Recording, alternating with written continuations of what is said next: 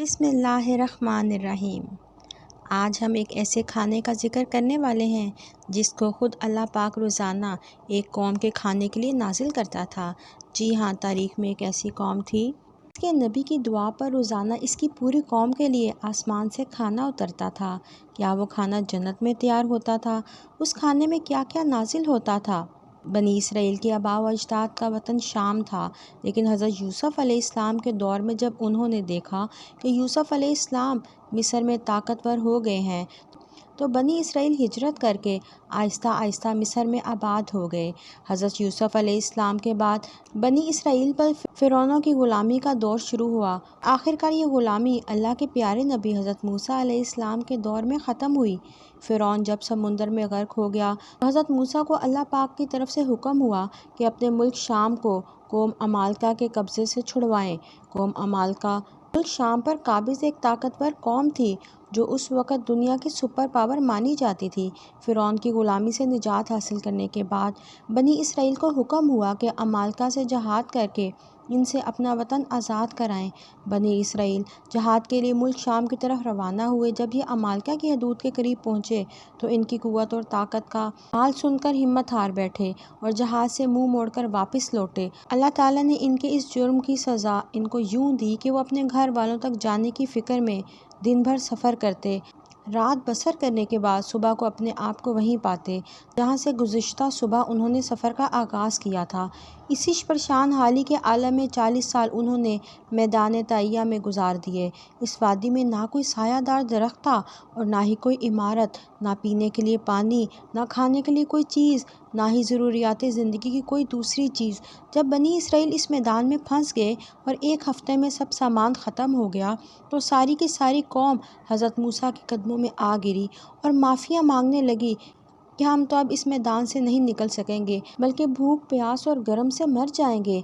اس وقت بنی اسرائیل کی تعداد 6 لاکھ تھی اور میدان کی لمبائی 27 میل تھی۔ پھر جب حضرت موسیٰ نے اللہ پاک سے اپنی قوم کے حق میں دعا کی تو اللہ نے ان کی دعا کو قبول فرمایا اور بنی اسرائیل کے اوپر میدان میں ایک ٹکڑا بادلوں کا مقرر کر دیا جو دن بھر ان پر سایہ کیے رکھتا۔ کھانے کے لیے اللہ تعالیٰ نے ان پر من و سلوہ نازل کرتا۔ پانی کا اللہ پاک نے ایک ایسا انتظام کیا کہ حضرت موسیٰ علیہ السلام کو حکم ہوا کہ کوہ طور کا جو سفید پتھر ہے اس پر اپنا عصا مارو۔ جیسے ہی حضرت موسیٰ نے اس پتھر پر عصا مارا تو بنی اسرائیل کے 12 قبائل کے لیے اللہ پاک نے اس پتھر سے 12 انتہائی لذیذ چشمے جاری کر دیے۔ میدان کے بیچ میں ایک نورانی ستون کھڑا کر دیا جو کہ رات کو بھی بنی اسرائیل کو روشنی مہیا کرتا تھا۔ اللہ تعالیٰ نے بنی اسرائیل پر وہاں اس قدر عنایات کیں کہ ان کو گننا بھی مشکل ہے۔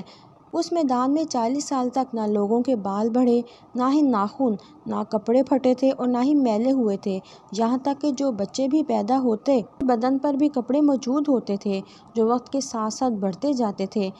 سورۃ البقرہ کی آیت نمبر 57 میں اللہ تعالیٰ نے ارشاد فرمایا ہے، اور ہم نے تم پر بادل کا سایہ کیا، تم پر من و سلوہ اتارا اور کہہ دیا کہ ہماری دی ہوئی پاکیزہ چیزیں کھاؤ، اور انہوں نے ہم پر ظلم نہیں کیا، البتہ وہ خود اپنی جانوں پر ظلم کرتے تھے۔ بھوک سے مرتے بنی اسرائیلیوں کے لیے حضرت موسیٰ علیہ السلام کی اللہ پاک نے دعا قبول فرمائی تو بطور خوراک ان پر شروع میں من نازل کیا جاتا تھا۔ من سے مراد ایک نفیس شیرین ذائقہ دار مادہ تھا۔ یہ صبح کے وقت نازل ہوتا تھا اور ہر شخص کے لیے 4 کلو کی مقدار میں اترتا تھا۔ یہ شبنم کے قطروں کی طرح آسمانوں سے آتا اور درختوں کے پتوں پر جم جاتا تھا۔ کئی سال تک جب بنی اسرائیل اس میٹھے کو کھا کھا کر تنگ پڑ گئے تو حضرت موسیٰ کے پاس آ گئے کہ اب ہمارا دل نمکین غذا کو چاہتا ہے۔ اللہ تعالیٰ نے پھر موسیٰ علیہ السلام کی دعا کو قبول فرمایا اور اب ان پر شام کے وقت سلوہ نازل ہونے لگا۔ سلوہ کے بارے میں بہت سے قول ہیں، لیکن مستند روایات سے یہی ثابت ہوتا ہے کہ یہ ایک پرندہ تھا جس کو بٹیر کہتے تھے۔ یہ بھنا ہوا نازل ہوتا تھا۔ من و سلوہ کے حوالے سے روایات میں آتا ہے کہ یہ ایک ایسا کھانا تھا جو انتہائی آسانی سے ہضم ہو جاتا تھا، رنگ، خوشبو اور ذائقے میں بے مثال تھا۔ پھر اللہ تعالیٰ نے بنی اسرائیل کو نافرمانی کی سزا دی کیونکہ حضرت موسیٰ علیہ السلام کا حکم تھا کہ کھانا روز کا روز کھا لیا جائے۔ جب کچھ لوگوں نے اس ڈر سے کھانا چھپانا شروع کر دیا کہ ایسا نہ ہو کہ کل کھانا نازل نہ ہو تو ہم تو اس صحرا میں بھوکے مر جائیں گے، یعنی ان کو اللہ تعالیٰ کی ذات پر یقین نہ رہا، تو پھر اللہ تعالیٰ نے ان کو سزا دی اس دن کے بعد کبھی ان پر من و سلوہ نازل نہ کیا گیا۔